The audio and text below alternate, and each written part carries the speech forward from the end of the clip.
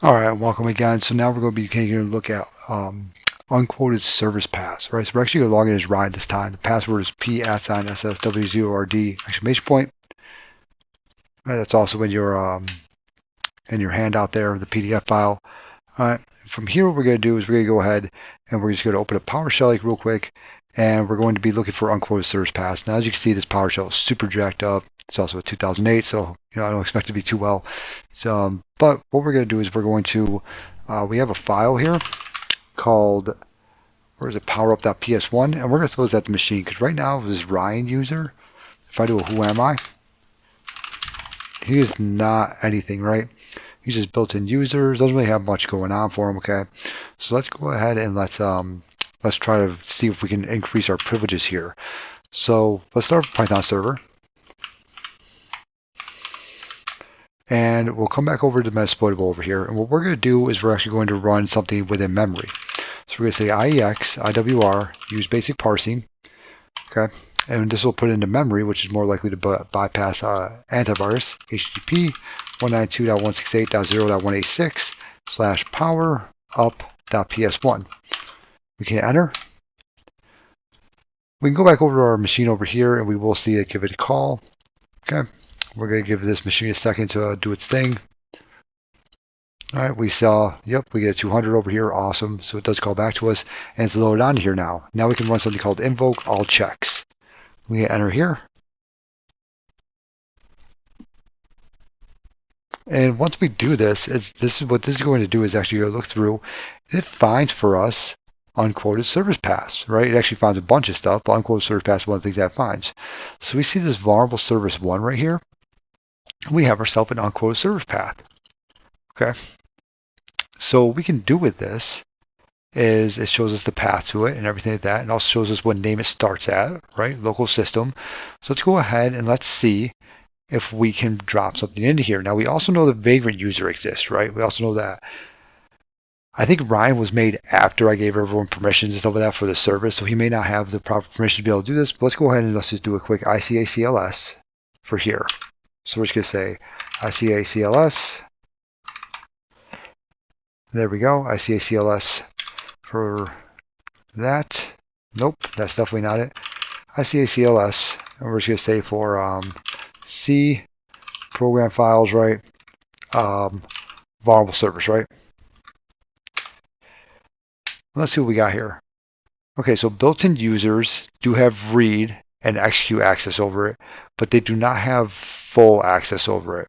Okay, now if we had full access over it, we could throw something in there or whatever else. But what we can actually do is we can also just use vagrant, the user vagrant there, and be able to drop him onto it. Or we could also try to run some of these PowerShell and get it so we have full access to it. But by the time you guys actually have this course, you'll probably have full access to it. But if you don't, then just use the vagrant user here.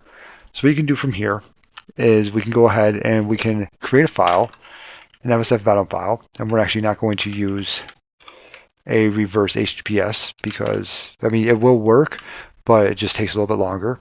So we're just going to say shell reverse TCP. Notice the underscores, right? Notice the underscore like right there. That means that's stageless, so it's going to send it all at once. It's not going to call back for us.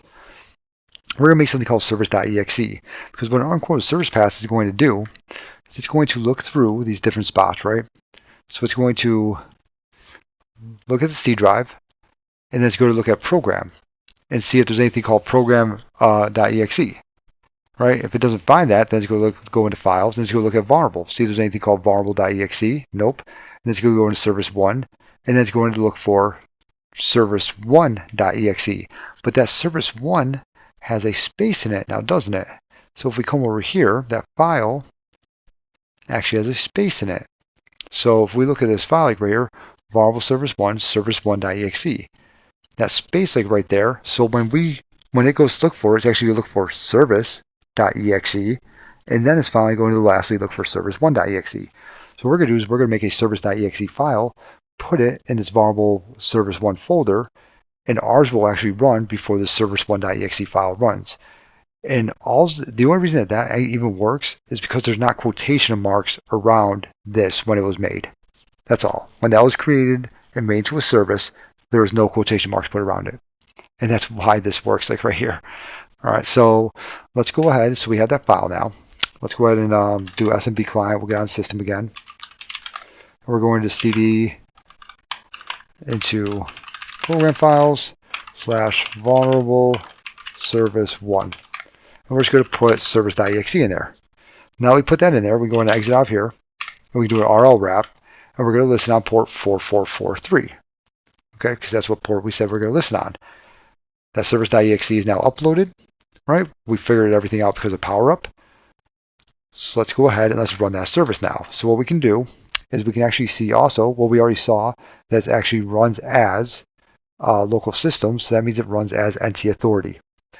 So what we can do now is we can go ahead and we can do a start system, and we can do that one more way. Let's go ahead and do a CMD. We can do an SCQC like that, and then we say